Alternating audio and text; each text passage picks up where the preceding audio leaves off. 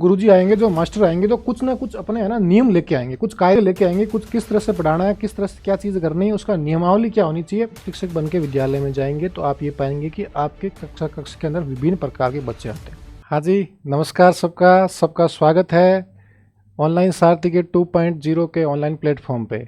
मैं आपका मेज़बान हरीश जानी और आपके लिए लेके आया हूँ शैक्षणिक अभिरुचि का वीडियो नंबर 2, या आप कह सकते हैं कि भाग नंबर 2।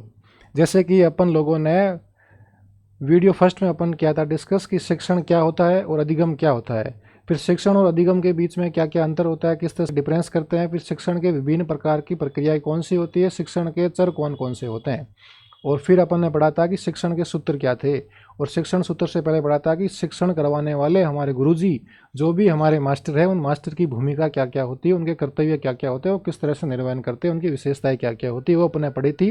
और फिर अपने पढ़ा था शिक्षण के सूत्र, शिक्षण सूत्र किस सूत्र होते हैं, किन प्रकार से प्रयोग कर सकते हैं। उसके अगला वाला टॉपिक आज अपन क्लास में डिस्कस करेंगे, और जैसे ही अपना टॉपिक खत्म होगा उस टॉपिक के बाद अपन डिस्कस करेंगे MCQs, अपने प्रीवियस किस तरह से क्वेश्चन आए थे और किस तरह आने की संभावना है। तो अपन आगे बढ़ते हैं बिना आपका समय खराब किए बिना, ठीक है। तो अपन डिस्कस करते हैं आज। कल अपन ने पढ़ा था शिक्षण सूत्र, और अब अपन शुरू करेंगे शिक्षण सूत्र के बाद अपना दूसरा आता है जो अपन शिक्षण के उपागम चल रहा था। पहला था शिक्षण सूत्र, और अपन दूसरी बात करेंगे शिक्षण के सिद्धांत। क्या पढ़ेंगे? शिक्षण के सिद्धांत।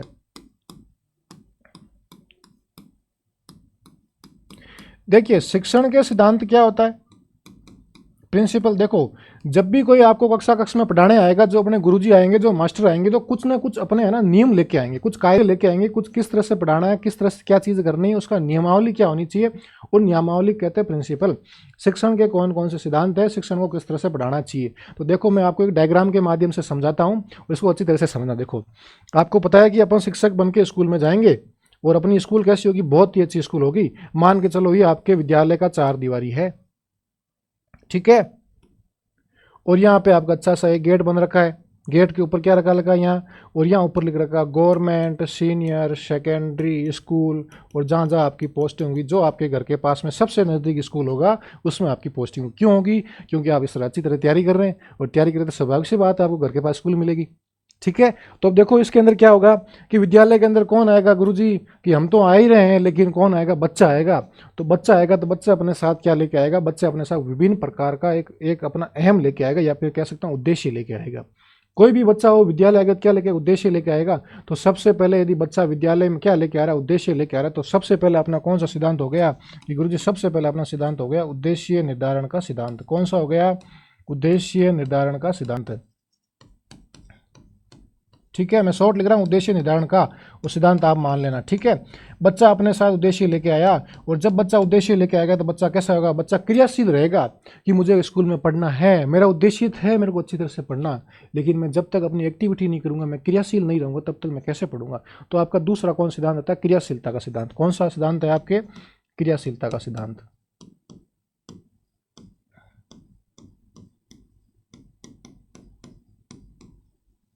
और जैसे ही आप किसी चीज़ में क्रियाशील होंगे तो आप उसमें क्या लेंगे? तो गुरुजी हम तो उसमें रुचि लेंगे। तो रुचि कैसी बहेगी? रुचि सर प्रवाह के साथ चलेगी। तो रुचि प्रवाह का सिद्धांत। आप यूं मान के चलो ना, आपको कोई पसंद आ गई लड़की, आपका उद्देश्य है वो, जैसे ही आप पसंद आई तो आप उसके पीछे क्या होंगे? आप उसके पीछे क्रियाशील हो जाएंगे। क्रियाशील कैसे होंगे? आप उसके आमने सामने से बार बार जाएंगे, उसके इर्द गिर्द घूमेंगे, उसको बताएंगे कि भाई मैं तेरे पीछे पड़ा हूँ, है। जैसे ही आप क्रियाशील, आपको रुचि आएगी। रुचि क्यों आएगी?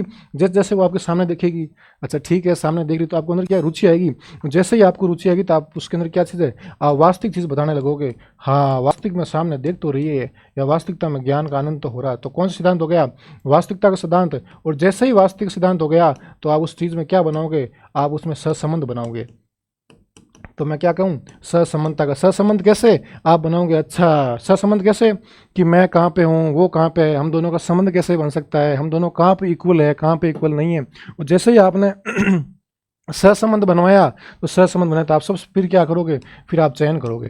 क्या करोगे? चयन। चयन क्या करोगे कि मेरे लायक है कि नहीं है, कैसी है कैसी नहीं है, आगे क्या होगा, या कहाँ तक होगा, या पहले से कहीं और नहीं है, तो आप चयन करोगे। और जैसे ही आपने चयन किया, उसके बीच में चयन किया, तो आप उसकी व्यक्तिगत विभिन्नता देखोगे। क्या देखोगे? व्यक्तिगत विभिन्नता।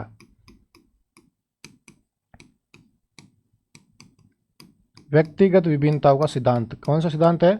व्यक्तिगत विभिन्नता सिद्धांत। व्यक्तिगत विभिन्नता मतलब आप उसको देखोगे कि ये पैसे वाली है, कम पैसे वाली है, या वो देखेगी आप पैसे वाले कितने हैं, आपसे अच्छा कौन है, आपसे सुंदर कौन है। वो कहता है ना, कोई और ही मिल जाएगा हमसे बेहतर कहने वाला, हमसे बेहतर सुनने वाला है, तो वो चीज़ देखेंगे। या फिर आप, मैं शिक्षा की बात करूं तो आप पाएंगे कि कौन सा बच्चा मंद स्तर का है, कौन सा औसत दर्जे का है, कौन सा ऊपरी दर्जे का है, कौन सा बच्चा प्रतिभाशाली है।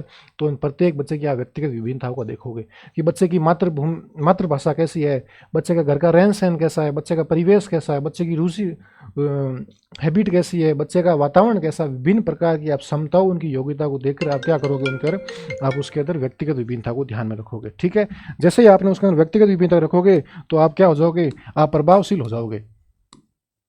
प्रभावशील कैसे? आपको लगेगा चलो ठीक है, कोई तो हमारे बारे में पूछ रहा है, तो आपको क्या लगेगा, प्रभाव लगेगा। आपको लगता है ठीक है भाई, अपना तो काम बन गया और दुनिया जाने अपना काम बनता, भाड़ में जाए जनता। जैसे ही आप प्रभावशील होंगे तो प्रभावशील होने के बाद आप बार बार अभ्यास करेंगे। क्या करेंगे? बार बार अभ्यास करेंगे। और अभ्यास क्या करेंगे, आप बार बार उसको बताएंगे कि नहीं हो जो भी हूँ मैं ही हूँ, मेरे अलावा कोई नहीं है। और बच्चा यदि प्रभावशील होगा तो बच्चा बार बार किसी चीज़ को पढ़ेगा। मानो आप गणित का एक प्रश्न सोल्व कर रहे हो, लेकिन आपको उस प्रश्न में मजा आया तो आप बार बार सोल्व करोगे। जैसे जैसे आपने अभ्यास किया, जितना आप अभ्यास करोगे आपको आनंद आएगा। क्या आएगा? मजा आएगा। क्या आएगा? मजा आएगा। आप कोई भी चीज़ ले लो, आप दुनिया की किसी भी चीज़ को बार बार करोगे तो आपको मजा आएगा। क्या आएगा? मजा आएगा। कोई भी चीज़ ले लो, यदि आपने पहली बार करोगे आप लोग यार ये क्या कर दिया मैंने, जैसे ही आप बार बार करोगे आपको अंदर से मजा आएगा। और जितना मजा आएगा उतना अभ्यास करोगे, और जितना आपको मजा आएगा, जैसे आपको मजा आएगा, फिर आप ये सोचोगे यार एक बार मैं और कर लूँ, एक बार मैं गणित का एक चैप्टर और कर लूँ। मतलब कहना मतलब जितना आप अभ्यास करोगे उतना आपको मजा आएगा, और मजा आएगा तो क्या होगा, आनंद आएगा, और आनंद आएगा तो आपको क्या मतलब पुनर्बलन मिलेगा। जैसे आपने कोई काम किया, अच्छा काम किया, आप क्या बोले, एक बार और कर लो यार, तो क्या हो जाएगा, पुनर्बलन का सिद्धांत है। तो ये आपके सिद्धांत है शिक्षण के। मतलब कहने का मतलब ये है कि बच्चा आएगा कि स्कूल के अंदर सबसे पहले उद्देश्य लेके आएगा। उद्देश्य के लिए बच्चा कैसा होगा, क्रियाशील होगा, फिर उसमें रुचि आएगी, फिर वो वास्तविक ज्ञान को पहचानेगा, फिर उसमें सहसंबंध बिठाएगा कि क्या मैं हिंदी ग्रामर को संस्कृत ग्रामर के साथ जोड़ सकता हूँ, क्या मैं सामाजिक को या फिर मैं इतिहास को ज्योग्राफी के साथ जोड़ सकता हूँ, या मैं नागरिक शास्त्र के साथ जोड़ सकता हूँ, या मैं राजनीति विज्ञान के साथ जोड़ सकता हूँ। जैसे ही उसने सहसंबंध को चयन कर लेगा कि मुझे किस किस चीज़ को पढ़ना है, या चयन मतलब मेरे को 11th में साइंस लेनी, आर्ट्स लेनी, कॉमर्स लेनी, जैसे ही वो चयन करेगा उसको व्यक्तिगत विभिन्नता को देखेगा कि इसके पीछे के गुण क्या है, नहीं है, क्या नहीं है। और फिर अपन प्रभावशील हो जाएंगे उस चीज़ के प्रति, प्रभावशील अच्छे से पढ़ेंगे, और अच्छे से पढ़ेंगे उसमें अभ्यास करेंगे, और जितना अभ्यास करेंगे अपने को मजा आएगा, मजा आएगा, आनंद आएगा, आनंद आएगा तो अपने को पुनर्बल मिलेगा। ठीक है, अपन जो काम अच्छा करते हैं ना, अपने कहते हैं एक बार और करो यार, मजा आ गया, है ना। तो वो इसके क्या हो गए, ये आपके हो गए शिक्षण के सिद्धांत। उसके बाद आता है शिक्षण के कौशल कौन कौन से हैं। ठीक है, अब आपका टॉपिक है शिक्षण के कौशल। देखो फटाफट देख लो, अगला टॉपिक है आपके शिक्षण के कौशल। तो देखो शिक्षण के कौशल आपके 6 प्रकार के। देखो पहला कौशल होता है जिसे बोलते हैं प्रस्तावना कौशल। प्रस्तावना कौशल क्या होता है, आपने पढ़ा होगा कि हर्बर्ट नाम का था मनोवैज्ञानिक, जिसने कहा था कि जिसने अपनी पंचपदीय प्रणाली, इसमें 5 पद है और 5 पदों में से एक पद इसका नाम है प्रस्तावना। प्रस्तावना का मतलब ये होता है आप जब भी शिक्षण प्रक्रिया करवाते हो तो आप उसको शुरू करने का आपका तरीका क्या है, उसका प्रस्ताव कैसे पारित करते हो, या उसका प्रस्ताव आपको बताने का तरीका क्या है, उसे कैसे प्रस्तावना। और प्रस्तावना के अंदर 2 चीज़ याद रखने लायक है कि प्रस्तावना कौशल है वो हमेशा ज्ञात से अज्ञात की ओर होता है। कैसे होता है, ज्ञात से अज्ञात की ओर। और जैसे ही आपने ज्ञात से ज्ञात किया तो आप ज्ञात कैसे होगा, क्योंकि पूर्व ज्ञान है। तो हमेशा ध्यान रखना कि प्रस्तावना कौशल किस पे होता है, प्रस्तावना कौशल गुरुजी पूर्व ज्ञान पर आधारित होता है, या मैं यूं कहूं ज्ञात से अज्ञात की ओर होता है। ठीक है, और दूसरा आपका कौशल कौन सा होगा कि सर प्रस्तावना के बाद दूसरा हमारा कौशल होगा जिसे कहते हैं हम श्यामपट कौशल। क्या कहते हैं, श्यामपट कौशल। श्यामपट का मतलब क्या होता है, ब्लैक बोर्ड। और श्यामपट कौशल में क्या होता है, देखो ब्लैक बोर्ड क्या काम, जैसे ही आप कक्षा में जाएंगे तो ये पाएंगे कि कक्ष की पहली आवश्यकता क्या होती है, ब्लैक बोर्ड होती है। तो मैं यूँ कहूँ कि कक्ष की पहली आवश्यकता क्या है, श्यामपट है। या मैं कहूँ शिक्षक का परम मित्र कौन है, श्यामपट है। या अपन सभी लोग देखते हैं, पाते हैं कि अक्सर अपने गुरुजी होते हैं वो बोर्ड को ऊपर से नीचे की ओर साफ करते हैं, न कि नीचे से ऊपर की ओर। हमेशा ऐसे वहां से शुरू करेंगे और यहाँ तक साफ करेंगे। और श्यामपट को साफ कैसे करते हैं, ऊपर से नीचे की ओर। और फिर मैं यदि अंतिम बात करूं तो क्या बात है कि शिक्षक और श्यामपट के बीच में 45 डिग्री का कोण होना चाहिए। इसके अंदर अपने 4 बातें ध्यान रखनी श्यामपट में। पहली कौन सी बात है बताओ, कि सर कक्ष की पहली आवश्यकता। कैसी आवश्यकता कक्ष की, कि सर कक्षा कक्ष की पहली आवश्यकता वो क्या है, वो आपका श्यामपट्ट कौशल है।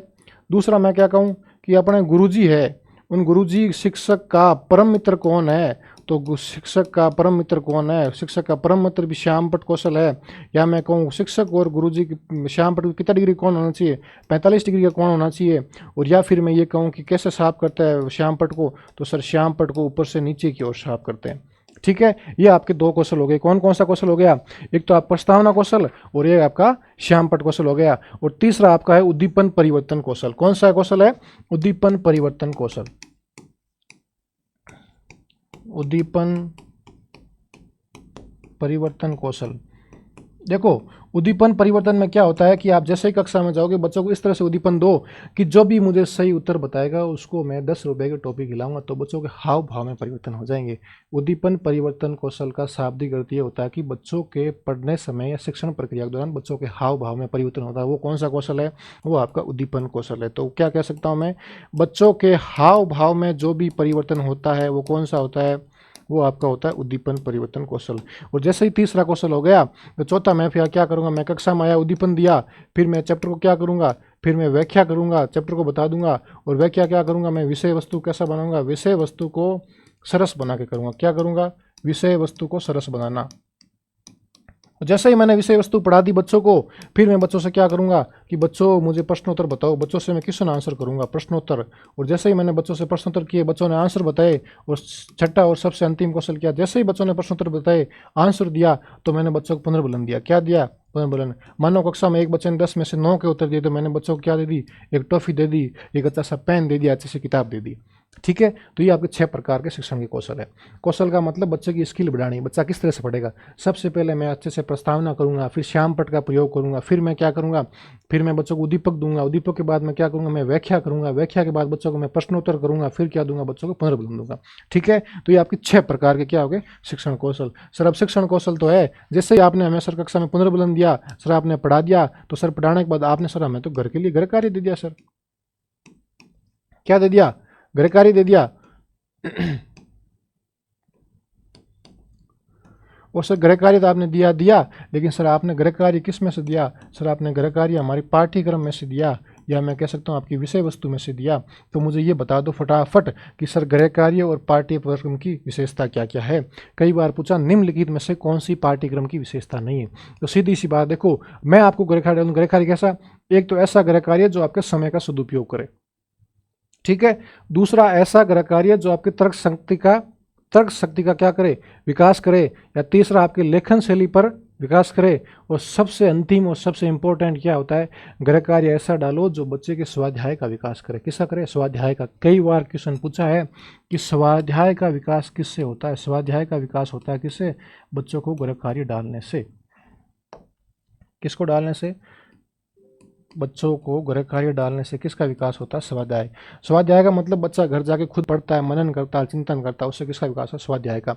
दूसरा क्या विकास है गृह कार्य का, दूसरा गृह कार्य क्या विकास है कि बच्चे का लेखन शैली का विकास करना। किसका विकास करना, लेखन। बच्चा घर पे गृह कार्य करेगा, क्या चीज़ें लिखेगा, लिखेगा तो किसका विकास होगा, तो बच्चे के लेखन शैली का विकास होगा। किसका विकास होगा, लेखन शैली का विकास होगा। और जैसे ही बच्चे का लेखन शैली का विकास होगा तो बच्चे के अंदर तर्क शक्ति का विकास होगा। और तर्क शक्ति का विकास होगा तो बच्चे के अंदर क्या होगा, समय का क्या होगा, समय का सदुपयोग होगा। ये आपके गृह कार्य की विशेषता है, चार मोटी मोटी, और क्वेश्चन पूछते भी है। फिर बात आती है कि सर हमें थोड़े पाठ्यक्रम की विशेषता बताओ। तो पाठ्यक्रम एक तो क्या होना चाहिए, एक सर हमारा पाठ्यक्रम क्या है, कठोर नहीं होना चाहिए। मतलब कैसा होना चाहिए, एकदम कैसा होना चाहिए, हमारा पाठ्यक्रम होना चाहिए कैसा, एकदम लचीला होना चाहिए। अपन क्या करते हैं, जैसे किसी को गणित नहीं आती है तो वो क्या दुआ करते हैं, हे भगवान आज मनन करता हूँ, आपके 10 रुपये का प्रसाद चढ़ाऊंगा, आज हमारे गणित वाले गुरुजी नहीं आए। लेकिन आपको स्कूल में पहुँचते नहीं, उससे पहले गुरुजी आगे तैयार रहते हैं। जैसे स्कूल में गेट से इधर देखा ही हूँ, गणित वाले गुरुजी सामने खड़े, अपन सोचते हैं सर ये कहाँ आ गया है। फिर अपने दोस्त कहते हैं यार गणित वाला नहीं आता, ठीक रहता है। इसका मतलब कि अपना पाठ्यक्रम कैसा होना चाहिए, एकदम आनंददायक होना चाहिए, रुचिपूर्ण होना चाहिए। इस तरह से पाठ्यक्रम बनाओ जिसमें बच्चे की रुचि लगे, इसमें बच्चे का सर्वांगीण विकास हो, बच्चे का औपचारिक प्लस अनौपचारिक विकास हो, और ऐसा होना चाहिए जो बच्चे का रुचि के अनुसार होना चाहिए। इस तरह का आपका पाठ्यक्रम होना चाहिए, मतलब बोरिंग वाला नहीं होना चाहिए। इसका मतलब कैसा कि हमारा पाठ्यक्रम एक तो लचीलापन होना चाहिए। कैसा होना चाहिए, लचीलापन। फिर ऐसा पाठ्यक्रम जो बच्चों का सर्वांगीण विकास करे। सर्वांगीण का विकास मतलब बच्चों का किसका, बच्चों का औपचारिक प्लस अनौपचारिक विकास करे, या फिर ऐसा होना चाहिए जो बच्चों के रुचि के अनुरूप हो। कैसा हो? बच्चों के रुचि के अनुरूप होना चाहिए। कौन सा पाठ्यक्रम? और एक ऐसा पाठ्यक्रम जो बच्चों के जीवन के लिए उपयोग होना चाहिए। कैसा होना चाहिए? जीवनोपयोगी।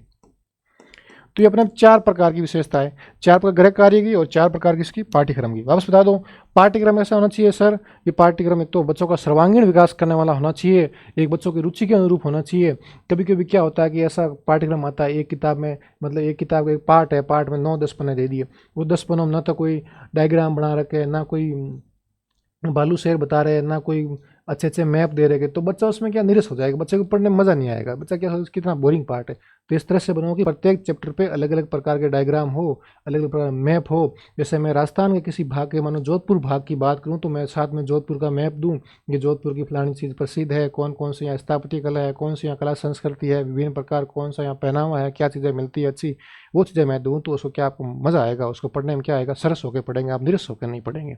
ठीक है, तो ये आपके किसकी गृह कार्य और पाठ्यक्रम की विशेषता है। और जैसे ही मैं आगे बढ़ता हूँ तो फिर आपकी एक टॉपिक आता है इसके अंदर, शिक्षण अधिगम सामग्री। और शिक्षण अधिगम सामग्री से पहले आता है आपके शिक्षण के स्तर कितने प्रकार के हैं। क्या है शिक्षण के स्तर?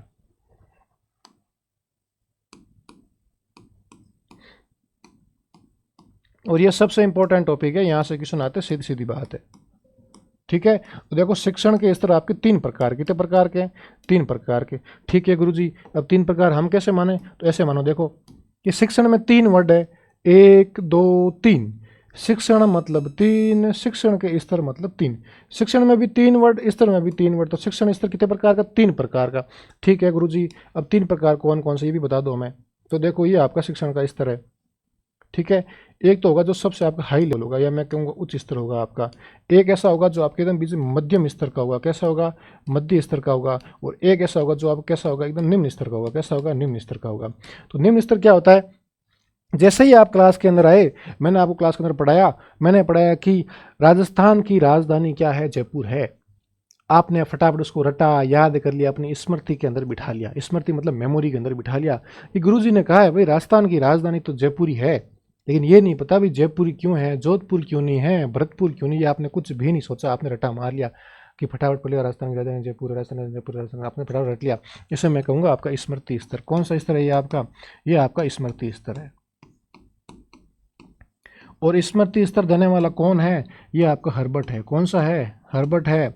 या मैं यूं कहूँ इसके अंदर क्या क्या होता है, कई बार पूछते हैं कि निम्नलिखित में से कौन सी विशेषता स्मृति स्तर की है। स्मृति स्तर का मतलब होता है किसी चीज़ को याद करना। क्या करना? याद करना, या फिर किसी चीज़ को रटना। जो आपकी सबसे फेवरेट विधि है रटना, है ना, रटना। वो कौन सी स्मृति स्तर? जैसे मैंने कुछ भी बोल दिया आपको कि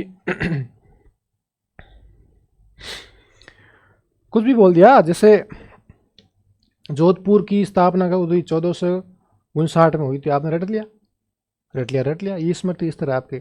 ठीक है, और जैसे ही अपन थोड़ा सा अपना स्तर बढ़ाएंगे, जैसे ही अपना अपना मध्यम स्तर में जाएंगे, तो मध्यम स्तर आपका आएगा बोध स्तर। क्या आएगा? बोध। और बोध को दूसरा नाम बोलते हैं अवबोध। क्या बोलते हैं? अवबोध स्तर। और अवबोध स्तर को अपन क्या बोलते हैं? किसी चीज़ को समझ के पढ़ना। क्या करना? किसी चीज़ को समझना। अपन क्या समझेंगे कि सर ने बोला था, आपने याद किया था कि राजस्थान की राजधानी जयपुर है, लेकिन अपन समझ पा रहे हैं कि राजस्थान की राजधानी जयपुर क्यों है। अपन थोड़ा समझेंगे। क्यों समझेंगे कि राजधानी इसलिए जयपुर है क्योंकि जयपुर ऐसा स्थान है जहाँ पे हर प्रकार के संसाधन उपलब्ध है, या फिर जयपुर ऐसा प्लेस है जहाँ पे पानी की व्यवस्था है, ट्रांसपोर्ट की व्यवस्था है, वहाँ अच्छी तरह से पकी हुई नालियाँ बनी हुई है। मतलब जो सिंधु घाटी सभ्यता की विशेषता थी, उसी आधार पर अपने जयपुर जयपुर का नगर नियोजन किया गया। इसलिए क्या कहते हैं, जयपुर क्या है? राजस्थान की राजधानी बनाई गई। ठीक है, तो ये अपने समझ विकसित किया। तो ये बातों को देखो, स से समझ और स से मोरिशन। ये कहते सर मामला बैठा नहीं, तो आपको याद तो करना पड़ेगा। कैसे? कि सर स से समझ हो गया और स से मोरिसन। स समझ मतलब बोध स्तर किसने दिया? बोध स्तर आपके मोरिसन ने दिया। और जैसे ही अपन उच्च स्तर पहुंचे तो आपका आएगा चिंतन स्तर। कौन सा आएगा? चिंतन। और चिंतन को अपन क्या कहते हैं? चिंतन स्तर। चिंतन का मतलब होता है किसी चीज़ को विचार करना, या किसी चीज़ को सोच समझ कर उसका क्या करना, उसका निर्णय लेना। वो आपका कौन सा स्तर है? चिंतन स्तर है। जैसे आपको किसी ने बोल दिया कि कल अपना गणित का पेपर है, और आपके अच्छे दोस्त ने बोलिया कि तू ऐसे काम करना, तू उस प्रश्नावली के 4 पासों में से पन्ने फाड़ के ले आना। उसने बोल दिया आपको, लेकिन आप उसका चिंतन करोगे, मनन करोगे कि मैंने पन्ने फाड़ तो दिए, लेकिन सर ने देख लिया तो फिर सर क्या करेंगे, या तो पन्नों को फाड़ेंगे या फिर जो भी आप समझ रहे हो वह करेंगे, या फिर मुझे स्कूल से बर्खास्त कर सकते हैं, मेरे को टीसी दे सकते हैं, घर वालों को फ़ोन कर सकते हैं। आपने चिंतन करके आपने क्या लिया, निर्णय लिया कि नहीं यार मैं नकल तो नहीं लेके जाऊंगा। और जैसे ही आपने चिंतन दिया तो आप अपने जीवन के अंदर क्या कर लोगे, हिट कर लोगे। हिट कर लोगे मतलब ये किसने दिया, ये आपके हंट ने दिया। किसने दिया, हंट ने दिया। तो ये आपके शिक्षण का स्तर है। शिक्षण का स्तर कितने प्रकार का, 3 प्रकार का। सबसे निचले स्तर का कौन सा, स्मृति स्तर, मतलब इस चीज़ को याद करना या फिर रटना, किसने दिया था, हर्बर्ट ने दिया था। जैसे ही आप थोड़ा ऊपर पहुंचोगे तो आपका स्तर कौन सा आएगा, आपका आएगा बोध या अवबोध, किसी चीज़ को समझना, समझ के पढ़ना। ठीक है। और फिर जैसे ही आप ऊपर पहुंचे तो आपका कौन सा है, चिंतन स्तर, मनन करना। आप किस चीज़ को पाठ पढ़ रहे हो, मनन कर रहे हो, उसको अच्छे ही मनन से करते हो। जो भी अपने क्या कहते हैं, अपन जो सुनते हैं ना मोटिवेशनल स्पीकर वगैरह, वो सारे चिंतन मनन की बात करते हैं। ठीक है। और इसके अंदर क्या आएगा कि विचार करना, निर्णय लेना, किसने दिया, हंट ने दिया था। या मैं फिर कहूँ कि चिंतन स्तर आपके किसने दिया था, चिंतन करना सबसे ऊपरी भाग, जिस चीज़ का आप चिंतन करो आप हिट कर लोगे, हिट मतलब हंट ने दिया। और बोध या अवबोध का मतलब समझना, और स से समझना, स से मोरिसन में भी स आता है, इसको याद कर लो, स से मोरिसन, स से समझना। और फिर आपके नीचे आता है हर्बर्ट, और हर्बर्ट तो छोटी बातें करता ही है, इसलिए जो सबसे निचला स्तर वो किसने दिया, हर्बर्ट ने दिया। ये तो आपके कौन हो गए, ये आपके हो गए शिक्षण के स्तर। अगला आपके आता है शिक्षण अधिगम सामग्री। देखो आज अपन है ना शिक्षण वाला टॉपिक पूरा कर लेंगे, और कल वाली क्लास में पढ़ें अधिगम क्या होता है। देखो आपके पास समय कम है, बहुत ही कम समय बचा है, और मैं ये चाहता हूँ आपको कम समय में अच्छी चीज़ दूँ। और मैं ये वादा करता हूँ आप अच्छी चीज़ें पढ़िए। और मेरे जिस समय जो BSTC में नंबर थे ना, 2017-18 की बात कर रहा हूँ, उससे आप ज़्यादा नंबर लेके आएंगे। और शिक्षण अभिरुचि ऐसा टॉपिक आपको पता है, आपके सिलेक्शन का बहुत मायने वाला टॉपिक है ना। इसको अच्छे से पढ़िए, मस्त पढ़िए। मैं ये दावा करता हूँ कि आपको कोई भी बुक पढ़ने की जरूरत नहीं है। आप जो बुक पढ़ोगे उस बुक का दुगुना आपको यहाँ मिलेगा। मैं हर प्रकार की चीज़ें देख के आता हूँ, मैं खुद चीज़ें देखता हूँ, मैं खुद चीज़ें स्कूलों के अंदर करता हूँ, मैं उनको प्रयोग में लाता हूँ, उनका क्रियाकलाप करता हूँ, वही चीज़ें मैं आपको पढ़ा रहा हूँ। और मैंने प्रीवियस क्वेश्चन पेपर भी देखे कैसे क्वेश्चन आ रहा है, सारा आपको इसके अंदर मिले। जो भी आपकी जिज्ञासा है वहाँ पे समाप्त होगी। ठीक है।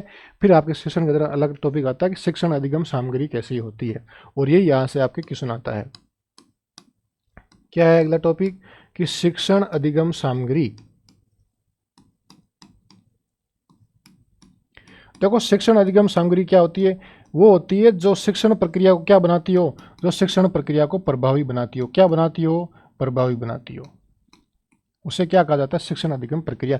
ऐसी शिक्षण प्रक्रिया जिसमें अधिगम सामग्री को जोड़ने से वो शिक्षण प्रक्रिया कैसी हो, प्रभावी हो, उसे क्या कहा जाता है, उसे शिक्षण अधिगम प्रक्रिया या शिक्षण अधिगम सामग्री कहा जाता है।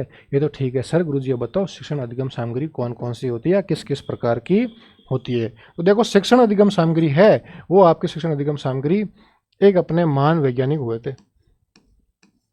इसको अच्छे समझना आपके, और यहाँ से फिक्स क्वेश्चन आएगा, चाहे आप BSTC दो, PTT दो, चाहे आप लाइफ टाइम मास्टर का कोई भी एग्जाम दो, वहाँ से फिक्स क्वेश्चन आए। देखो एक अपने महानुभव हुए थे जिसका नाम था हेत सिंह बाघेला। अच्छे समझना इसको, फिर इसका स्क्रीनशॉट लेना आप बोली। अब आप ये मत सोचना गुरुजी कोई शायरी नहीं सुना रहे हैं, बात नहीं कर रहे। देखो मेरे को शायरी, सारी शायरी आती है, सारी बातें आती है ना, लेकिन मैं इसलिए नहीं कह रहा हूँ ताकि आपका समय वेस्ट ना हो। जैसे ही आपका BSTC में सिलेक्शन होगा हम सारी बातें करेंगे, आपको खुद के अंदर से है ना, एक पेपर क्वेश्चन देगा, आप खुद के अंदर शायरी आएगी, ये तो सर ने कहा था शायरी, हम खुद ने ये मैंने पढ़ाया था, वहाँ से क्वेश्चन आया। ठीक है। इससे अच्छा आप मेरे को बताओ कि आपके पिछले BSTC में कितने कितने नंबर थे और किसके किस कैटेगरी में थे, ताकि मैं आपके कमेंट देख के ये एनालिसिस करूंगा कि इस बार BSTC कट ऑफ क्या रहेगी, या आपके कितने नंबर कम आए, कितने ज़्यादा आए, मैं सारी चीज़ देखूंगा। ये आप कमेंट करके बताओ। ठीक है।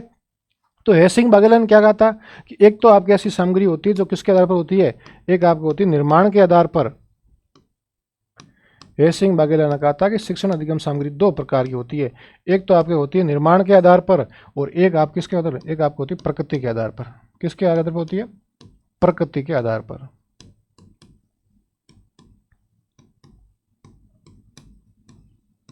ठीक है।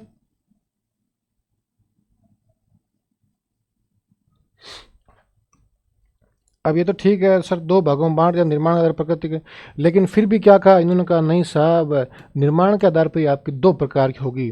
कौन कौन सी होगी निर्माण के आधार पर 2 प्रकार की, पहली तो आपकी होगी कौन सी, ऐसी जो कैसा हो एकदम मृदुल हो, ऐसी शिक्षण सामग्री जिसमें किसी प्रकार के तकनीक का प्रयोग नहीं हो उसे कहते हैं अपन मृदुल उपागम। क्या कहते हैं? मृदुल।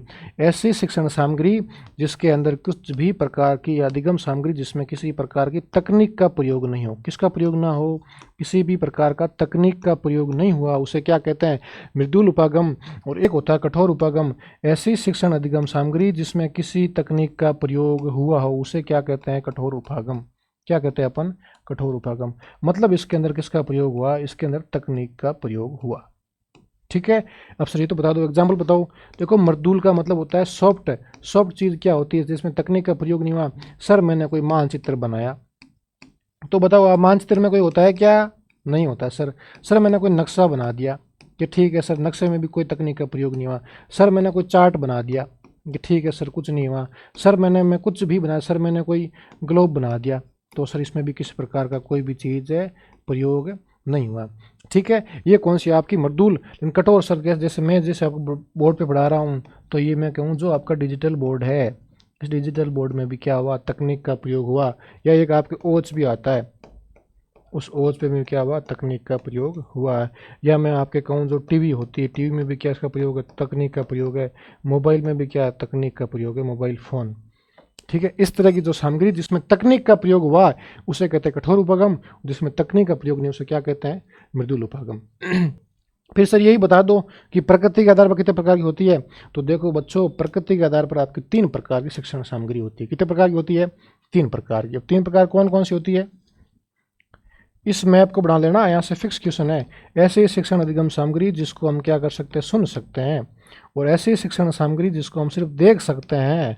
और ऐसी शिक्षण सामग्री जिसे हम क्या कर सकते हैं? जिसे हम देख भी सकते हैं और हम सुन भी सकते हैं। हम सर सुन भी सकते हैं और हम देख भी सकते हैं। उसे क्या कहते हैं? उसे श्रव्य या दृश्य शिक्षण सामग्री या अधिगम सामग्री कहा जाता है। ठीक है। तो ये भी आपके 3 प्रकार की शिक्षण सामग्री होगी। कौन सी? जिसके हम सुन सकते हैं श्रव्य, जिसको हम देख सकते हैं दृश्य, और जिसको सुन भी सकते हैं और देख भी सकते हैं, क्या बोलते हैं? श्रेय और दृश्य, दोनों प्रकार की सामग्री हो सकती है। ठीक है। अब देखो सर हम कौन कौन सी शिक्षण सामग्री देख सकते हैं या अधिगम सामग्री या सुन सकते हैं। तो देखो छोटी सी बात है, यहाँ देखो एक आपका सबसे पहले आता है टेप रिकॉर्डर। आपने किसी चीज़ को रिकॉर्ड किया, आप उस चीज़ में देख लो, वो आपका टेप रिकॉर्डर हो गया। जैसे आपने किसी देखो अपने नाम सुना होगा लिंगवा फोन, एक आपका ग्रामोफोन,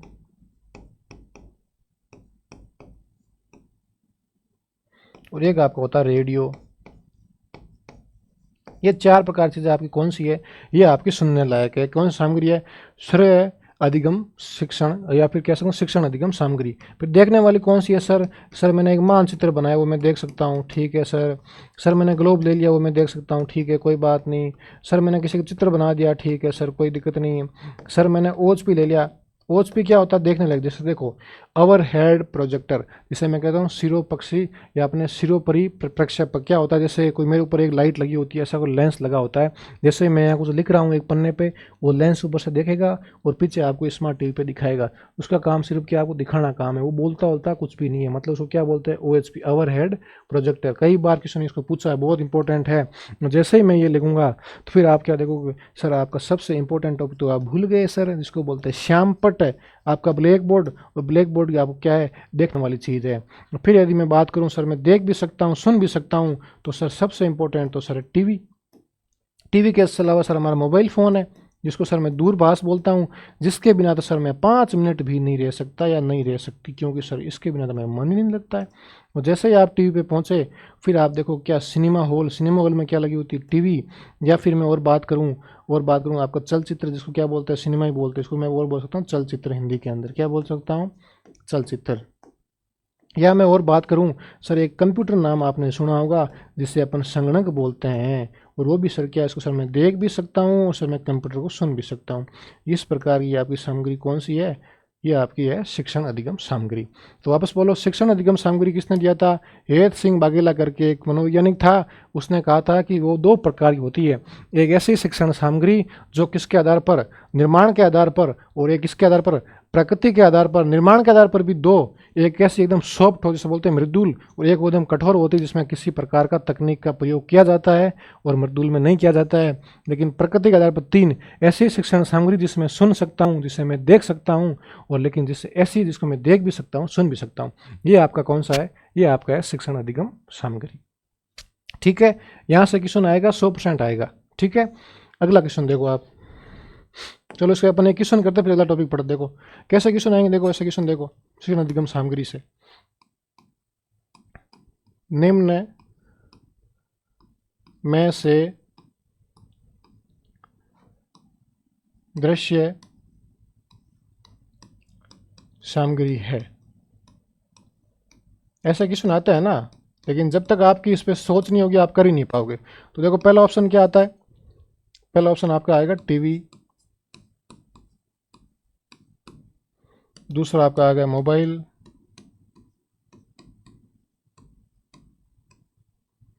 तीसरा आपका ऑप्शन क्या आ गया इसके अंदर?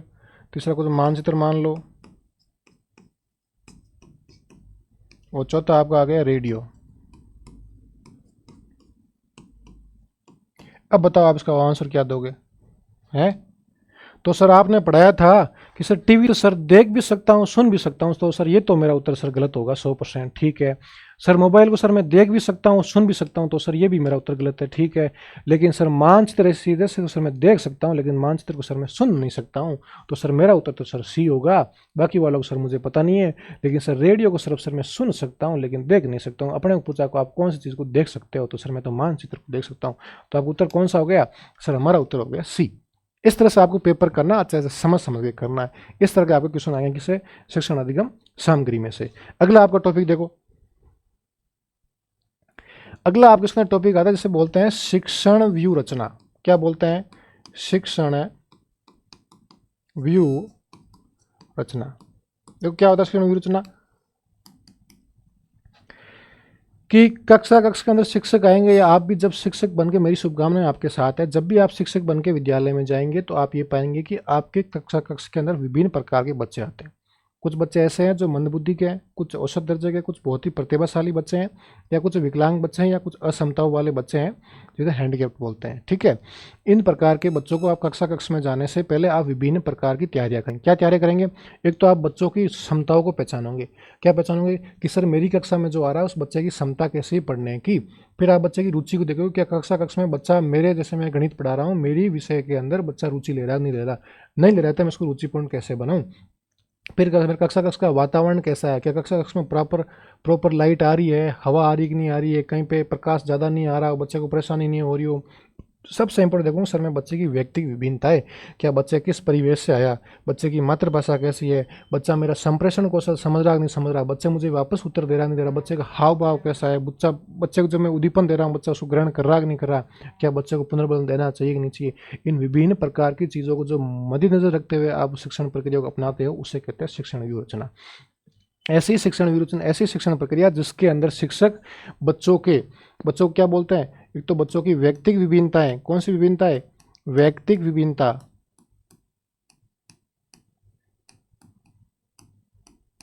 फिर बच्चों की क्षमता, बच्चों की रुचि, बच्चों की मातृभाषा, कक्षा का वातावरण। इन विभिन्न चीज़ों को मद्देनजर रखते हुए जब भी शिक्षक क्या करता है, अपनी रणनीति बनाता है, उसे कहते हैं शिक्षण व्यू रचना। क्या कहते हैं? शिक्षण व्यू रचना। ठीक है, फिर बात आती है कि सर शिक्षण व्यू रचना आपने बता दी परिभाषा, लेकिन मैं फिर बता रहा हूँ शिक्षण व्यू रचना कितने प्रकार की होती है? 2 प्रकार की होती है। कई बार क्वेश्चन पूछा यहाँ से, तो सर शिक्षण कौन कौन सी होती है? ऐसी शिक्षण जिसे बोलता हूँ एक तंत्रीय। 2 प्रकार की होती है, एक तो होती एक तंत्रीय, या फिर मैं इसको क्या बोलूँ, और दूसरी होती है अपनी कौन सी? लोकतांत्रिक। क्या बोलते हैं इसको? या तो बोलता हूँ इसको प्रजातांत्रिक है, या मैं इसको बोलता हूँ लोकतांत्रिक। प्रजातांत्रिक नहीं, इसको मैं बोलूँगा लोकतांत्रिक। क्या बोलूँगा मैं? लोकतांत्रिक। और या फिर मैं इसको क्या बोलूँगा? जनतांत्रिक। क्या बोलूँगा मैं? जनतांत्रिक। और या फिर इसको मैं एक तंत्रिक क्या बोल सकता हूँ? इसको मैं निरंकुशवादी भी बोल सकता हूँ। क्या बोलता हूँ? निरंकुशवादी। अब देखो क्या होता है कि निरंतरी क्या होता है, जिसमें शिक्षक अपने को सर्वसर्व मानता है। शिक्षक आया कक्षा में, बोल के चला गया। जैसे मेरा मान लो, मैं आया क्लास के अंदर, मेरे को लगा इन बच्चों को नहीं पढ़ना, ऐसे ही बच्चे हैं आवाज़ करते हैं, मैं मेरी कक्षा में आया, मेरे को फिक्स है मेरा पाठ कराना, मैं आया, मैंने मेरे गीत गाया, पाठ पढ़ाया, वापस चला गया। मुझे कोई मतलब नहीं किस बच्चे को समझ में आया किसको नहीं आया, मुझे क्या फ़र्क पड़ता है भाई, और मैं क्यों फ़र्क पड़ाऊंगा। ठीक है। ऐसे शिक्षक को क्या बोलते हैं, उसको बोलते हैं एक तंत्री या फिर निरंकुशवादी। ऐसी शिक्षण प्रक्रिया, ऐसी शिक्षण विरोचना जिसके अंदर शिक्षक अपने आप क्या होता है, सर्व होता है। शिक्षक को विद्यार्थियों से या बालकों से कोई मतलब नहीं होता। शिक्षक अपने को केंद्र पर मान के क्या कराता है शिक्षक, उसे क्या बोलते हैं, उसे क्या बोलते हैं एक तंत्री या निरंकुशवादी। या फिर ऐसी शिक्षण व्यूरचना जिसके अंदर शिक्षक बालक केंद्रित होकर, या मैं कह सकता हूँ कि बाल केंद्रित होकर शिक्षण अधिगम करवाता है, जिसके अंदर बच्चा स्वतंत्र होकर पढ़ता है, लेकिन शिक्षक की सिर्फ भूमिका क्या होती है, शिक्षक की सिर्फ भूमिका होती है मार्गदर्शक की। क्या होती है, मार्गदर्शक की। उसको कहते हैं क्या, प्रजातांत्रिक या फिर लोकतांत्रिक क्या कहते हैं उसको, या जनतांत्रिक क्या कहते हैं, शिक्षण व्यूरचना। वापस बताओ कितने प्रकार की, दो प्रकार की। एक तंत्र जिसमें शिक्षक होगा सर्वस्व, और फिर कौन सी होगी, दूसरी में कौन होगा अपना, प्रजातांत्रिक लोकतांत्रिक में जैसे बाल केंद्रित होगा, और शिक्षक उसमें क्या भूमिका, शिक्षक की सिर्फ भूमिका क्या होगी, मार्गदर्शक की भूमिका होगी। ठीक है, ये आपका शिक्षण व्यूरचना। फिर इसके अंदर अपना सबसे आपका लास्ट टॉपिक बढ़ता है। शिक्षण वाले टॉपिक के अंदर सबसे आपका लास्ट टॉपिक होता है कि शिक्षण की विधियां कौन कौन सी है। क्या है, शिक्षण की विधियां।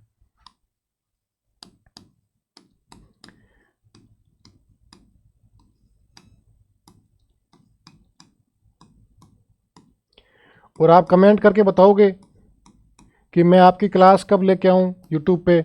आपको लाइव देखनी है, रिकॉर्ड करके भेजूंगा। आप समय बता दो कि सर हम शाम को इतने बजे पढ़ेंगे, आप इस समय पढ़ाना। और मैं आपको दावे के साथ कहता हूँ अच्छे से आप पढ़ना मेरे साथ। मैं आपको दावे कहता हूँ आपके 150 में से 150 नंबर आने का भरपूर प्रयास करेंगे अपन। क्यों, क्योंकि अपन बिना किसी समय को खराब किए, बिना बिना किसी फिजूल बातों के अपन सिर्फ अपना टॉपिक पढ़ेंगे। टॉपिक ऐसा पढ़ेंगे जो एकदम डीप गहराई तक हो। क्योंकि मैं आपको बता रहा हूँ हमेशा चैप्टर्स में से अपने को लगता है ऊपरी तौर पर नहीं, आपको आंतरिक भाग में जाना पड़ेगा। आपके 60 टॉपिक सिलेबस में दिख रहे, लेकिन 7 नहीं, वो 70 टॉपिक है, उसके अंदर अंदर भाग में जाना पड़ेगा। ठीक है। और मैं इतनी कोशिश करता हूँ कि बिना किसी प्रकार की बात किए हुए आपको विभिन्न प्रकार का सिलेबस आपको सही समय पर करवाऊँ। ठीक है। बाकी बातें खूब आती है हमको, ऐसे थोड़ी को बात नहीं आती है, सारी बातें आती है। फिर आपके आती है शिक्षण विधियाँ। और शिक्षण विधियाँ भी अपन कितने प्रकार पढ़ेंगे सर, हम तो 2 प्रकार की पढ़ेंगे। ऐसी शिक्षण विधि जो किस केंद्रित पर हो, जो सर शिक्षक केंद्रित हो, और ऐसी शिक्षण विधि जो सर बाल केंद्रित हो। तो अपन कितने प्रकार की पढ़ेंगे, तो सर अपन तो 2 प्रकार की पढ़ेंगे। एक तो किस पे हो, शिक्षक केंद्रित, और एक ऐसी हो एक बाल केंद्रित। 2 प्रकार की शिक्षण विधि पढ़ेंगे। ठीक है। अब फटाफट देखो कौन कौन सी विधि पढ़ेंगे। पहली अपन पढ़ेंगे जिसका नाम है करके सीखना। कौन सी विधि है, इसका नाम है करके सीखना। इसके अंदर क्या होगा, प्रत्येक विद्यार्थी जब कक्षा में आए उसको काम दो, उसको बोलो तू ये कर। जब बच्चा अपने हाथ से लिखेगा, उसको अपने चिंतन मनन से करेगा, जितना लिखेगा जितना करेगा वो कर करके सीखेगा। कोई भी आप काम होगा ना, जैसे किसी प्रकार का आप काम, आपको बोलना कि बाइक चलानी आपके, नहीं सर लेकिन तू चला, पहले प्रैक्टिस कर, नीचे गिरेगा 2 बार कोई नहीं, जिस दिन आप करोगे तो आप सीख जाओगे। मतलब किसी भी कार्य को करके सीखना, वो कौन सी विधि है, पहले करके सीखना है। सबसे बाद शिक्षण की सबसे प्रभावशाली या प्रभावशील कौन सी विधि है, जिसका नाम है करके सीखना। करके सीखना शिक्षण की सबसे प्रभावशील या प्रभावशाली विधि है। ठीक है। फिर आपकी दूसरी विधि आती है जिसे मैं कहता हूं आगमन विधि। क्या आती है, आगमन विधि। देखो आगमन विधि में क्या होता है, आगमन विधि में क्या होता है, अपन जैसे ही कक्षा में जाएंगे सबसे पहले अपन बच्चों को क्या पेश करेंगे, उदाहरण पेश करेंगे। और उन विभिन्न प्रकार के उदाहरणों को समझाते हुए बच्चों को अपन नियम की ओर ले जाएंगे। कहाँ ले जाएंगे, नियम की ओर ले जाएंगे। या अपन इसको ऐसे याद करो, आ उ औ अपन करते हैं ना, औ। तो औ मतलब आ से आगमन, ऊ से उदाहरण। ऐसी विधि जिसमें आगमन उदाहरण, पहले क्या आएगा उदाहरण, फिर आएगा नियम। कई बार की सुनाता है आगमन विधि में क्या होता है, उदाहरण से नियम की ओर, नियम से उदाहरण की ओर, दोनों या इनमें से कोई नहीं। तो अपने को क्या करना, औ। औ मतलब आ से आगमन, ऊ से उदाहरण। तो उदाहरण की नियम की ओर जाने वाला आगमन विधि। ऐसी विधि जिसमें सबसे पहले बच्चों को अपन उदाहरण देंगे विभिन्न प्रकार के, और बच्चा उन उदाहरणों को देख के कहाँ हो जाएगा, उन बच्चा जाकर नियम की ओर जाएगा। नियम की क्या करेगा, व्युत्पत्ति करेगा। और इस अपन देखते हैं आगमन विधि के गुण कौन कौन से हैं। देखो जब ऐसी विधि होगी तो बच्चों को क्या होगा, तो बच्चों का चिंतन मनन का विकास होगा। किसका विकास होगा, बच्चों का चिंतन मनन का विकास होगा। और बच्चों में क्या विकास होगा, बच्चों में स्वाध्याय का विकास होगा। और बच्चे जो प्राथमिक कक्षा है उनके लिए उपयोगी है। और ये मनोवैज्ञानिक विधि है। मनोवैज्ञानिक होगी क्यों नहीं होगी, जब बच्चों को अपन सबसे पहले उदाहरण दे रहे हैं, बच्चों को एकदम निचले स्तर से उठा के ऊपरी स्तर तक पहुंचा ले। तो सबसे पहला गुण क्या है? सबसे पहला सर गुण है कि ये मनोवैज्ञानिक विधि है। कौन सी विधि है? मनोवैज्ञानिक विधि है। फिर सर दूसरी है, ये जो प्राथमिक कक्षाएं होती है 1 से 5वीं, उनके लिए उपयोगी है। फिर तीसरी अपन कौन सी मान के चलते हैं? तीसरा इसका कौन सा गुण बताओ? तीसरा इसका गुण है कि इसमें स्थायी ज्ञान होता है। क्या होता है? स्थायी ज्ञान हो जाता है। भैया आप किस चीज़ को बार बार उदाहरण लेके कर रहे हो, बार बार उदाहरण कर रहे हो, अभ्यास कर रहे हो, तो आपको स्थायी होगा वो चीज़ बार बार। स्थायी क्यों? जैसे आपको कोई लाभ आने का चैप्टर दिया, आपने बार बार लाभ आने के चैप्टर सोल्व किया, क्वेश्चन निकाला, तो आपको क्या होगा? स्थायी ज्ञान होगा। तो इसमें क्या होता है? तीसरा स्थायी ज्ञान होता है। लेकिन सर ये तो बात ठीक है, लेकिन एक बात सर और रह गई। क्या? कि सर ये है ना, समस्या समाधान के गुणों का विकास करता है। क्या करता है? समस्या समाधान के गुणों का विकास करता है। अब कैसे करता है सर समस्या समाधान गुणों का विकास? कि आपको कोई समस्या है कि सर मेरे को लाभ आनी चैप्टर आ ही नहीं रहा गणित में, लेकिन आपने बार बार अभ्यास करी, या सर मुझे साइंस में आ ही नहीं रहा, सर मैं रासायनिक अभिक्रिया कैसे पढ़ूं, सर फिजिक्स में मुझे पता ही नहीं ओम का नियम क्या है, कूलाम का नियम क्या है, लेकिन आपने उसको बार बार अभ्यास किया, उसको किस तरह से निकाला, विभवांतर को कहाँ रखा, आई आर कैसे, V is equal to I R कैसे किया है, आपने विभिन्न प्रकार उसको अभ्यास किया। जितना अभ्यास किया आपको क्या हुआ? आपको क्या हुआ? समस्या समाधान का गुण विकसित हो गया। ठीक है, ये आपके इसके गुण है। अब इसके दोष भी तो होंगे जब गुण है तो इसका अपन दोष क्या क्या पढ़ते हैं? कि सर दोष ये पढ़ते हैं, देखो इसका उल्टा कर दो। क्या करोगे? कि सर ये प्राथमिक कक्षाओं के लिए उपयोगी है, तो अपन कह सकते हैं कि ये प्रतिभाशाली बच्चों के लिए उपयोगी नहीं है। भाई गुण का उल्टा दोष और दोष का उल्टा गुण। फिर दूसरा क्या है? कि सर इसमें तो ठीक है, मनोवैज्ञानिक विधि तो है, ये तो गुण है। दोष एक तो क्या है कि सर प्रतिभाशाली बच्चों के लिए उपयोगी नहीं है, लेकिन हम दूसरी दोष की बात करें तो क्या बात करेंगे सर? कि सर इसमें समय बहुत अधिक खर्च होता है। आपको कोई भी शिक्षण विधि का सबसे पहले आपको लगेगा कि इसका पूछे दोष क्या, दोष कहीं भी लगे आप देखना समय अधिक खर्च होता है होगा। क्यों? एक मैं सीधा आपको नियम बताऊं, आंसर निकालो, एक मैं आपको उदाहरण पेश करूं फिर नियम, तो आपको क्या होगा? एक तो आपका समय अधिक खर्च होगा। क्या होगा? समय अधिक खर्च होगा। तो ये आपके दो प्रकार इसमें दोष, एक तो क्या होगा? प्रतिभाशाली बच्चों के हो जाएगा और समय अधिक खर्च होगा, और इसमें पाठ्यक्रम समय पर पूरा नहीं होगा। अब पाठ्यक्रम समय कैसे पूरा होता है? जैसे मेरे को एक चैप्टर कराने में नियम से मैं 2 घंटे में करा सकता हूँ, वहाँ उदाहरण से मैं 5 घंटों में कराऊंगा, तो समय पे पाठ्यक्रम कैसे होगा? तो एक तो क्या होगा कि प्रतिभाशाली बच्चे निरस हो जाएंगे, पाठ्यक्रम समय पर पूरा नहीं होगा और समय अधिक खर्च होगा। ये 3 प्रकार का आपको आता है। फिर इसके बाद तीसरी आपकी विधि आती है, इसमें निगमन विधि। कौन सी विधि है? निगमन विधि। अब देखो निगमन विधि क्या आती है? निगमन विधि में क्या हो जाएगा? नियम से उदाहरण की ओर जाएगा। आगमन की जस्ट उल्टी है। क्या हो जाएगा? नियम से उदाहरण की ओर, और उसके देखो गुण गुण कौन से। आगमन में, निगमन में क्या होगा? सबसे पहले मैं आपको नियम दूंगा और नियम से आपको उदाहरण निकालना है। जैसे मैंने आपको कुछ भी नियम दे दिया कि कूलाम का नियम ये सिद्ध करो, कैसे होता है, आपने उसको सिद्ध किया, फिर आपने उदाहरण दिया, ऐसे उदाहरण वैसे उदाहरण। ठीक है, तो पहले क्या पेश करूँगा? मैं नियम करूंगा, या फिर उसमें आपको अज्ञात है वैसे ज्ञात करनी है इसके अंदर। ठीक है, या मैं इसको बड़ा सा एक भाग दूंगा, जिसे मैं कहता हूँ क्या? संश्लेषण से विश्लेषण की ओर। संश्लेषण मतलब आपको बहुत बड़ा एक भाग दूंगा, इसको आप बड़ा सा बस को तोड़ तोड़ के विश्लेषण को उसे बोलते हैं निगमन विधि। आगमन में क्या होता है? आगमन में होता है विश्लेषण से संश्लेषण की ओर, और निगमन में कैसा होगा? संश्लेषण के विश्लेषण। ये चीज ध्यान रखना, आगमन में जो जो शिक्षण के सूत्र है वो सारे किस में आएंगे? वो आगमन में आएंगे, क्योंकि आगमन कैसी विधि है? मनोवैज्ञानिक विधि है। जो जो शिक्षण के सूत्र है वो सारे किस में आएंगे? आगमन में। पूछ ले निम्नलिखित में से कौन सा सूत्र आगमन विधि में आता है? तो कौन सा? एक तो ज्ञात से अज्ञात की ओर, विश्लेषण से संश्लेषण की ओर, पूर्ण से अंश की ओर, विभिन्न प्रकार के जो भी हो किस में आएंगे? वो इसमें आएंगे। ठीक है, फिर इसका दूसरा नियम, दूसरा गुण क्या हो सकता है? पहला गुण तो क्या है? पहला गुण ये है कि सर ये प्रतिभाशाली बच्चों के लिए उपयोगी है। किसके लिए उपयोगी है? प्रतिभाशाली उपयोग के लिए। ठीक है सर, दूसरा गुण क्या है? दूसरा ये गुण है सर इसमें समय कम लगता है। क्या लगता है सर? समय बिल्कुल कम लगता है। ठीक है सर, और मैं क्या मान के चलूँ इसके अंदर? और क्या सर आप ये मान के चलो कि ये पाठ्यक्रम ये समय पर पूरा करा देगा। बेशरी बात है, कराएगा पाठ्यक्रम समय पर पूरा कराएगा। 3 इसमें गुण है। और यदि मैं दोष की बात करूं सर मैं निगमन विधि की, तो सर दोष तो एक वही है कि ये सबसे पहले थी अमनोवैज्ञानिक विधि है। भाई जब बच्चे को पता ही नहीं मुझे क्या पढ़ना है, कैसे याद करना, सर आप सीधे उसको नियम कैसे दे रहे हो? आप उसको पहले बेसिक चीज़ करो, बेस मजबूत करो। तो सबसे पहले क्या ये अमनोवैज्ञानिक विधि है। और दूसरी बात करूँ तो इसमें क्या होगा? ये प्राथमिक कक्षाओं के लिए उपयोगी नहीं है। किसके लिए उपयोगी नहीं है? प्राथमिक कक्षाओं के लिए उपयोगी नहीं है। और इसमें क्या होता है? इसके लिए अयोग्य शिक्षक पाए जाते हैं। अयोग्य शिक्षक जरूरी थोड़ी सारे शिक्षक पाए जाएंगे सीधा आपको नियम वाले करे, सारे प्रतिभाशाली बच्चों के लिए बने।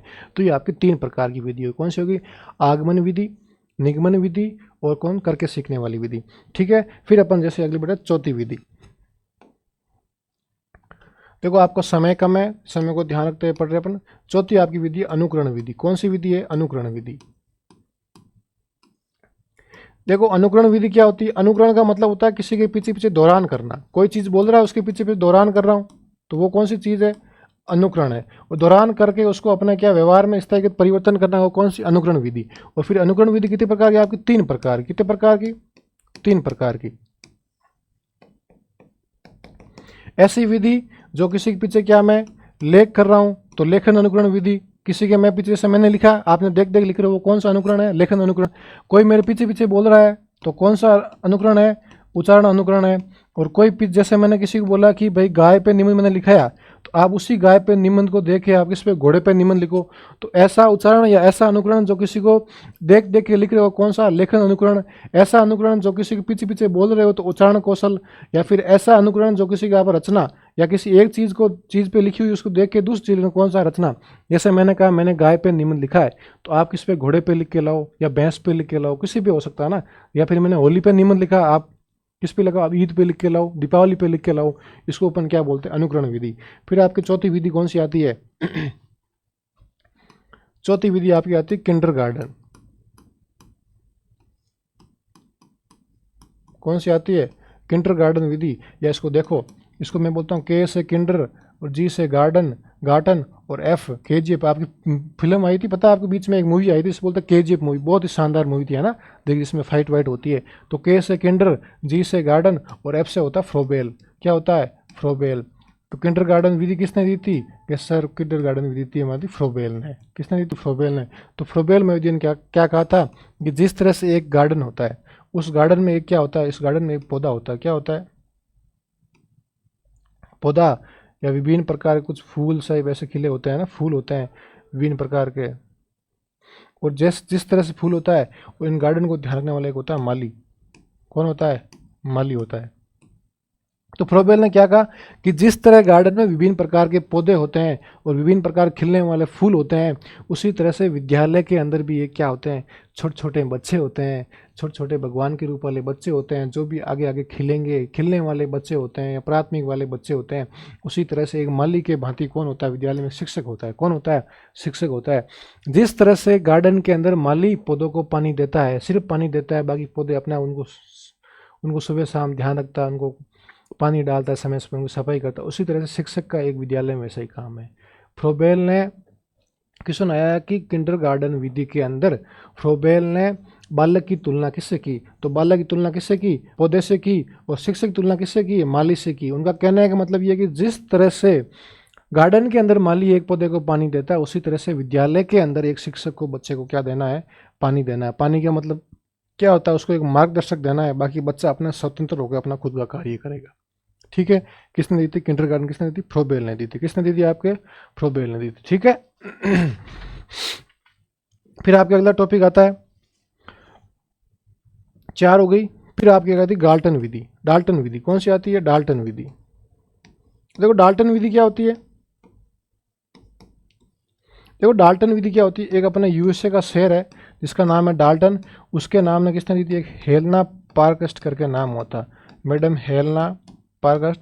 इसने क्या कहा था कि इस प्रकार के विद्यालय होना चाहिए, इस प्रकार का स्कूल होना चाहिए जिसमें बच्चे का जब मन हो जब विद्यालय आए।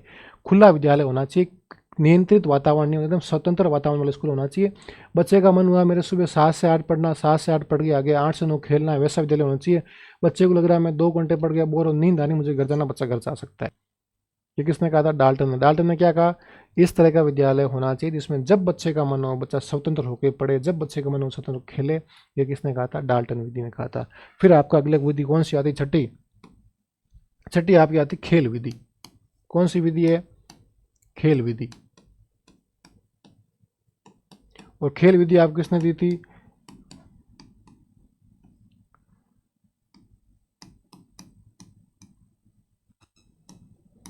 खेल विधि आप किसने दी थी? खेल विधि आपकी दी थी किसने? हेनरी कोल्डवेल कुक ने। किसने दी थी? हेनरी कोल्डवेल, वेल लगे बीच में, हेनरी विधि आपकी हेनरी कोल्डवेल फेल नहीं। इन्होंने क्या कहा था कि बच्चों को खेल खेल में सिखाना चाहिए। बच्चों को किसमें सिखाना चाहिए? खेल खेल में। आप बच्चों को इस विद्यालय आओ, बच्चों को मैदान में ले जाओ, बच्चों को खेल खेल में सिखाओ। जैसे मैंने 10 बच्चों को सामने खड़ा कर दिया, 10 को इस तरफ, 10 को इस तरफ। मैंने कहा तू बता कितने नंबर? 1 नंबर। अब तू बता कितने नंबर के? सर मेरा भी 1 नंबर। तो बताओ 1 और 2 कितने होते हैं? सर 2। इस तरह से बच्चों को आप जोड़ जोड़ के सिखाओ, या बच्चों को खेल खेल में सारी बात सिखाओ, या बच्चों को आपस में से आप हाथ पकड़ो। अब बताओ कि 2 बच्चे हाथ पकड़े तो इस तरह से कितनी कुर्सियाँ हो सकती है, कितने हाथ में फूल दे सकते हैं। इस तरह से अपन पढ़ते हैं ना कि एक रूम में 5 प्रकार के लोग बैठे, वो आपस में विभिन्न प्रकार के फूल प्रदान करके कैसे, तो इस खेल खेल में सीखना। ठीक है, ये किसने कहा था? हेनरी कोल्डवेल कुक ने कहा था। ठीक है, फिर आपकी 7वीं विधि कौन सी आती है? 7वीं विधि आती है व्याख्या विधि। क्या आती है? व्याख्या विधि। देखो इसमें से आपके ऊपरी ऊपरी क्वेश्चन, ज़्यादा डीप क्वेश्चन आते नहीं है ना, इसलिए मैं फटाफट करा रहा हूँ। देखो व्याख्या विधि में क्या होता है? व्याख्या विधि में वो होता है कि आपको शिक्षक कक्षा में आएगा, अपने भाषण देगा, भाषण देकर चला जाएगा। ये एक ऐसी विधि, ये शिक्षक केंद्रित विधि है। और ये कैसी विधि? खेल विधि। ये बाल केंद्रित विधि। ऐसी विधि जो बालक पर आधारित हो, जिसमें बालों को सर्वश्रेय मानते, उसे कहते हैं बाल केंद्रित। जो शिक्षक पर हो सके, शिक्षक केंद्रित। अब क्या व्याख्या विधि? गुरुजी आए क्लास में कि मैं तो आज महात्मा गांधी पढ़ाऊंगा, आपको फटाफट बता दिया कि महात्मा गांधी का जन्म अब होता है, ऐसे होता है, ऐसे होता है। आप क्या बोर हो गए? सर क्या पढ़ा रहे हैं? उसे क्या कहते हैं? व्याख्या विधि कहते हैं। लेकिन जैसे ही कोई हमारे जैसा शिक्षक आया, हरीश जैसे गुरुजी आए, उन्होंने कहा देखो बच्चों, एक बार क्या होता है, ट्रेन जा रही थी, ट्रेन जा रही थी, जा रही थी, जा रही थी, जा रही थी। ट्रेन की आवाज़ कैसे आती? खड़ खड़ खड़ खड़ आवाज़ आ रही थी। उतने में एक दक्षिण अफ्रीका के अंदर एक भारत के आदमी को बाहर फेंक दिया ट्रेन से। आप सुनोगे भाई हमने तो सर ऐसा पढ़ा नहीं, लगना ऐसा कौन सा आदमी जिसको ट्रेन से बाहर फेंक दिया। लेकिन जैसे ही मैं फिर कहूँगा ऐसा आदमी था, उसको ट्रेन से बाहर फेंक दिया, फिर वापस आया, फिर उसने विभिन्न प्रकार आंदोलन किए, फिर मैं कहूँ अब बताओ उसका नाम क्या था? आप कहोगे सर हमें तो नहीं पता। फिर मैं कहूँ उसका नाम था महात्मा गांधी। तब आप कहोगे सरस होके पढ़ोगे तो ठीक है। लेकिन व्याख्यान विधि में ऐसा नहीं होता है। व्याख्या विधि में क्या, शिक्षक आएगा, बोल के चले जाएंगे, आप क्या हो, आप निरस हो जाएंगे। ठीक है, फिर आपकी एक 8वीं विधि होती है अंतर्दर्शन विधि। कौन सी होती है? अंतर्दर्शन विधि।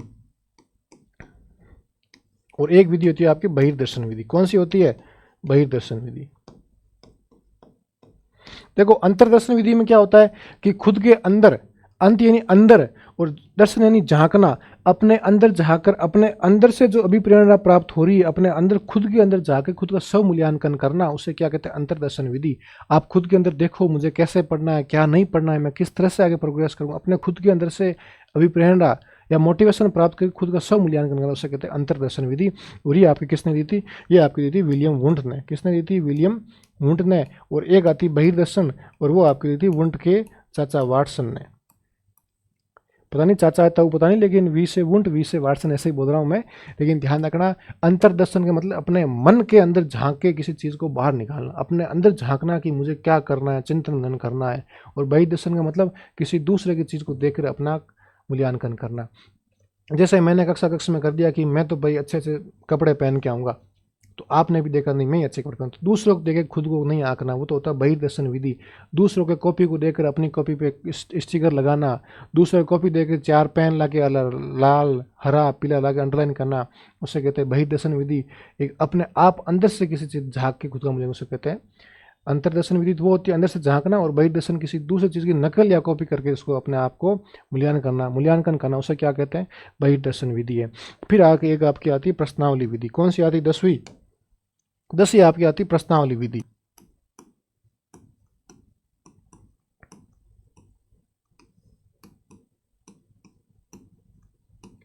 और प्रश्नावली विधि दी थी आपकी वुडवर्थ ने। किसने दी थी? वुडवर्थ ने। और इसके अंदर प्रश्नावली विधि में क्या होता है कि सर प्रश्नावली विधि तो क्या होता है कि बच्चों को आप विभिन्न प्रकार के प्रश्न पूछेंगे, और ये आपके 4 प्रकार की, एक तो बंद प्रश्नावली होती है, एक आपकी खुली प्रश्नावली होती है, एक आपकी मिश्रित होती है जिसमें खुली भी होगी मिश्रित भी होगी, और एक आपकी होगी चित्रित प्रश्नावली। कौन सी होगी? चित्रित प्रश्नावली। तो कितने प्रकार की प्रश्नावली? 4 प्रकार। कौन कौन सी? बंद प्रश्नावली, खुली प्रश्नावली, मिश्रित और चित्रित प्रश्नावली। तो प्रश्नावली कितने प्रकार की? 4 प्रकार। किसने दी थी आपके? कि सर हमारे वुडवर्थ ने दी थी। ठीक है, और फिर आपकी एक आती है सबसे अंतिम वाली, या मैं कह सकता हूँ एक आती समाज मिति विधि। कौन सी आती है? समाज मिति विधि। और ये आप किसने दी थी? ये आपके दी थी J.L. मोरनो। इसने क्या कहा था? इसने कहा था बच्चा समाज के विभिन्न गुण अवगुण के बारे में बताता है, उस बच्चे का शिक्षण कितना है समाज के बारे में, क्योंकि अपना एक टॉपिक आएगा सामाजिक संवेदनशीलता। तो शिक्षक और बच्चे का समाज के प्रति क्या उसकी सोच अभिवर्ती है, बच्चे का किस तरह से गुण और दोष बताता है समाज के बारे में आंकना, उसे क्या कहते हैं समाज मिति विधि। और एक अपनी विधि आदि से बोलते हैं मस्तिष्क उदूलन विधि, जिसमें बच्चों को विभिन्न प्रकार की गणित की संक्रियाएं देते हैं, बच्चा किस तरह से गणित की संक्रिया मानसिक प्रक्रिया को ऊपर नीचे करके या अपने मस्तिष्क को बार बार अभ्यास करके जो सिर्फ गणित में प्रयोग, जैसे क्या है मस्तिष्क उदूलन विधि। इस तरह से आपकी विभिन्न प्रकार की विधियाँ है और ये आपका शिक्षण विधि टॉपिक हो जाएगा।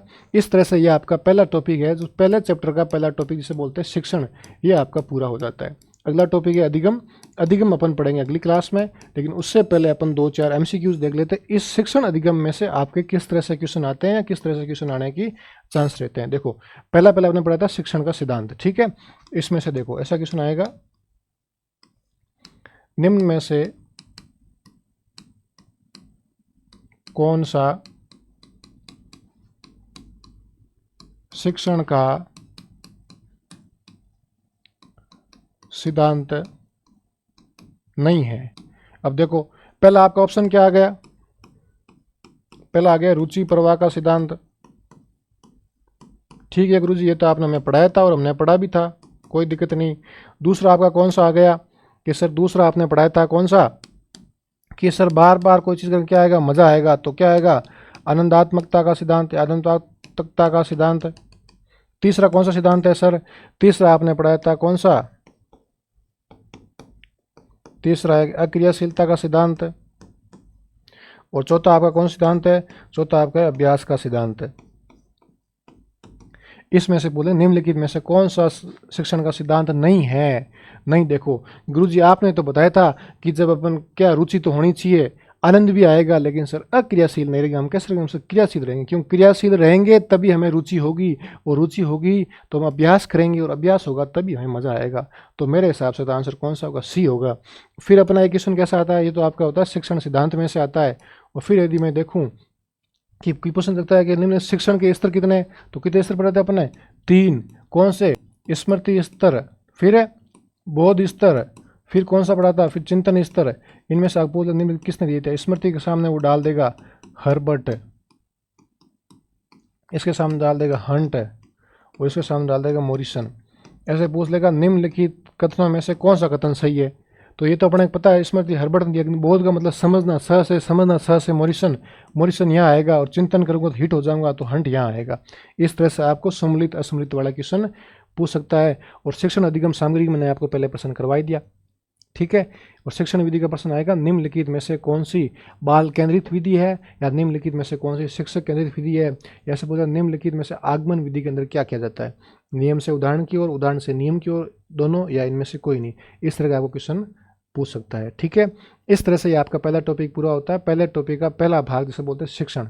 और कल अपन नेक्स्ट क्लास में पढ़ेंगे अधिगम, और अधिगम क्या होता है, अधिगम कैसे होता है, अधिगम का सिद्धांत क्या है, अधिगम की कमियां कैसी है, विभिन्न प्रकार के अधिगम के सिद्धांत। इस तरह से आपको कल अधिगम प्लस अधिगम के प्रश्न करेंगे, ठीक है। इस तरह से करके आपके डेली के क्लास हो जाएगी, और फिर अपन करेंगे एमसीक्यूज, ठीक है। इसी के साथ आप कमेंट करके जरूर बताओगे सर मेरे पिछले एग्जाम में कितने नंबर आए थे, कैसे आए थे, कैसे कितने रह गए था, मैं कितने नंबर से रहा था, ठीक है। विथ अपनी कैटेगरी डालोगे, मैं आपका पेपर एनालिसिस करूँगा, और कोई भी समस्या तो कमेंट करके बताओ, ठीक है। अगेन आपको हार्दिक शुभकामनाएं, मिलते हैं अपने अगली क्लास में। तब तक के लिए अच्छे से रहिए, अच्छे मुस्कुराइए और अच्छे से पढ़ते रहिए।